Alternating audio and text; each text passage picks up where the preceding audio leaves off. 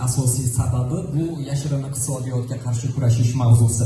Qo'qon shahrida yashirin iqtisodiyotga barham berish, soliq to'lash va hisobotlarni raqamlashtirish borasida amalga oshirilayotgan ishlar yuzasidan brifing va jamoatchilik vakillari bilan ochiq muloqot o'tkazildi. Qo'qon shahar hokimligi Farg'ona viloyati prokuraturasi huzuridagi iqtisodiy jinoyatlarga qarshi kurashish departamenti Qo'qon shahar soliq inspeksiyasi hamkorligida tashkil etilgan tadbirda xalq deputatlari, Qo'qon shahar kengashi deputatlari, tadbirkorlar, sanoat bozorlari rahbarlari, ommaviy axborot vositalari, blogerlar va jamoatchilik vakillari ishtirok etdilar. Tadbirda Qo'qon shahrida yashirin iqtisodiyotga barham berish, soliq solish bazasini kengaytirish, jismoniy shaxslar uchun qonuniy faoliyatning jozibadorligini oshirish maqsadida Prezidentimizning yakka tartibdagi tadbirkorlar hamda o'zini o'zi band qilgan shaxslar uchun qulay shart-sharoitlar yaratish chora-tadbirlari to'g'risidagi qarori ijrosi doirasida amalga oshirilayotgan ishlar xususida batafsil ma'lumot berildi. Media muloqot so'ngida ishtirokchilarni qiziqtirgan savollariga ham javob berilib, muhokama etilgan masalalar yuzasidan fikr-mulohazalar bildirildi.